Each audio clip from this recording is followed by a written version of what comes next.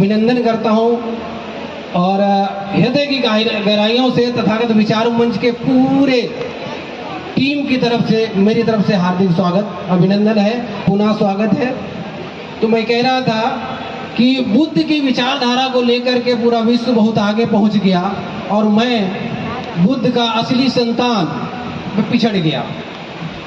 तो बुद्ध ने कई सारी बातें कही। एक बार का प्रसंग है, भिक्षु आनंद ने तथागत बुद्ध से पूछा कि तथागत, आप जब इस संसार में नहीं रहेंगे तो इस संसार के लोगों का मार्गदर्शन कौन करेगा? तो तथागत ने एक ऐसा अचूक उपाय, मैं तो कहूँगा, दिया है जो आज तक पूरे विश्व में किसी ने नहीं दिया। उन्होंने कहा, अत्त दीपो भव, यानी अपना दीपक स्वयं बने। आज तक मैं जो देखा है इस जीवन में, सभी लोग कहते हैं कि आप मेरे यहाँ आ जाइए, शरण में आ जाइए, मेरा मंत्र जाप कीजिए, मेरा पूजा कीजिए, मेरा पाठ कीजिए, मैं तुम्हारा उद्धार कर दूंगा। लेकिन बुद्ध ऐसे एक शख्स हैं जिन्होंने पूरे संसार को कहा, मैं कुछ नहीं कर सकता, जो करना है वो आप स्वयं करेंगे, आप अपना दीपक स्वयं बनेंगे। एक बार की बात है, तथागत बुद्ध जा रहे थे, किसी आश्रम में एक मुनि अपने शिष्यों को प्रवचन दे रहे थे। प्रवचन देते हुए बुद्ध ने वहाँ पर थोड़ा सा रुके और उनकी बातों को सुना। उसके बाद कुछ समय बाद वो वहाँ से चले गए। चले जाने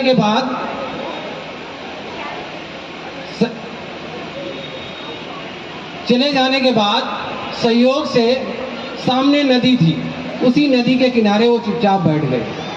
बैठने के बाद जैसे ही सत्संग खत्म हुआ, मुनि जी बुद्ध के पास गए और बुद्ध के पास गए और बोले कि हे, क्योंकि उस समय उनका परिचय नहीं था बुद्ध से, हे महामानव, आप मेरे सत्संग से चले क्यों आए? तो बुद्ध ने कहा कि मेरे सवाल, आपके सत्संग को मैंने सुना और सुनने के बाद मेरे अंदर बहुत सारे सवाल उठ रहे थे और वो सवालों का जवाब आपके शिष्यों के सामने मैंने पूछना उचित नहीं समझा, इसीलिए मैं वहां से चला आया। तो तथागत बुद्ध ऐसे बोलते हैं तो मुनि जी बोले, यहाँ पर आपके सिवा और हमारे सिवा कोई भी नहीं है, तो आप ऐसा कीजिए, जो आप वहां पूछना चाह रहे थे आप यहाँ पूछ सकते हैं। तो क्या हुआ, बुद्ध से उन्होंने पूछा कि आप बताइए क्या पूछना चाहते थे। तो बुद्ध ने कहा कि आप पूछने से पहले ये बताइए, क्या आपके अनुसार दुख होता है? तो मुनि ने कहा, दुख बिल्कुल होता है। अच्छा, दुख का कोई कारण भी होता है क्या? तो मुनि ने कहा, बिल्कुल, दुख का कोई न कोई कारण होता है। तो अच्छा, उसका फिर दुख का कारण है तो उसका निवारण भी कुछ न कुछ होगा। तो मुनि ने हाँ में जवाब देते हुए कहा, बिल्कुल निवारण होता है। तो ये बताइए, मैं ये सब पूछने के बाद मैं ये पूछना चाहूँगा आपसे, क्या कोई व्यक्ति, मुनि जी बोले, क्या कोई व्यक्ति जो पूजा पाठ हवन वगैरह करता है वो व्यर्थ है क्या? तो बुद्ध मुस्कुराते हुए बोले, इसका मैं जवाब दूं उससे पहले मैं कुछ बोलना चाहूँगा आपको। तो बोले, बोलिए मुनिवर।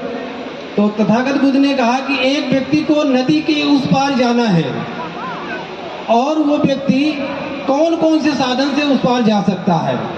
तो तथागत मुनि जी ने बोला कि यदि पानी नदी में कम है तो पैदल जा सकता है, और यदि वो व्यक्ति तैरना जानता है और पानी गहरा है तो तैर कर जा सकता है, और यदि नाव की व्यवस्था है तो नाव से भी जा सकता है। तो बुद्ध ने कहा कि वो व्यक्ति इन तीनों माध्यम से जाना नहीं चाहता है तो कैसे जाएगा? तो मुनि संकोच में पड़ गए और बोले, ऐसे व्यक्ति को महामूर्ख कहा जाएगा, इसके अलावा कोई और साधन है ही नहीं उस तरफ जाने का। तो बुद्ध ने कहा, ठीक इसी प्रकार हवन, पूजा, पाठ, व्रत करने से अगर दुख से मुक्ति होती तो ये व्यक्ति भी इस पार से उस पार पूजा पाठ करने से जा सकता था।